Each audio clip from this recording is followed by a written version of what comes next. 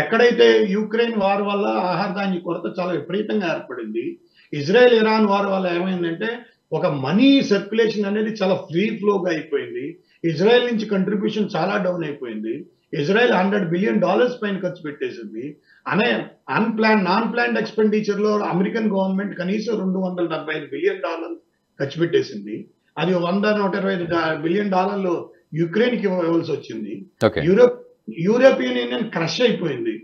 మీరు ఇన్ఫ్లేషన్ చూసుకుంటే కనుక యూకే ఇన్ఫ్లేషన్ అయినా సరే యూరోప్ లో మొత్తం అన్ని కంట్రీలు ఇంక్లూడింగ్ స్విట్జర్లాండ్ కూడా ఒక టైట్ స్పాట్ లోకి వచ్చేసింది.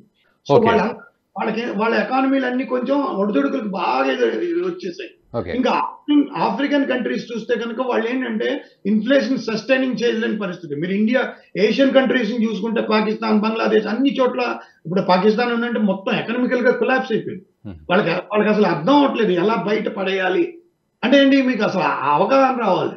దాని మీద ఆదాయ వనరుల మీద మళ్ళీ బ్యాక్ టు స్క్వేర్కి వెళ్ళాలి. ఎక్కడి నుంచి మొదలు పెట్టాం మళ్ళీ అక్కడికి వెళ్ళాలి. మనది అలా కాదు. మనదేంటి, మనకు ఒడిదుడుకులు ఎటువంటి ఒడిదుడుకులు అంటే ఇది కనుక నవంబర్ డిసెంబర్ లో కనుక సస్టైనింగ్ చేసుకోవాలి, చాలా కష్టపడాలి. ఈ నవంబర్ డిసెంబర్ లో సస్టైన్ అవ్వాలి.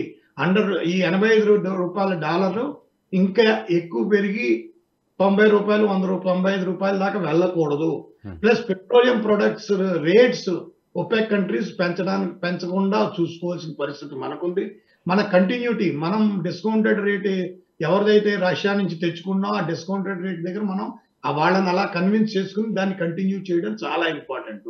ఈ వీడియో మీకు నచ్చినట్టయితే లైక్ చేయండి, 10 మందికి షేర్ చేయండి. అలాగే కామెంట్ల రూపంలో మీ అభిప్రాయాలను మాతో పంచుకోండి. Nationalist hub group of channels ను సబ్స్క్రైబ్ చేసుకుని తెలుగునాట జాతీయవాద జర్నలిజాన్ని ప్రోత్సహించండి. ఈ వీడియో కింద ఉన్న బెల్ ఐకాన్ పై క్లిక్ చేయడం మర్చిపోవద్దు.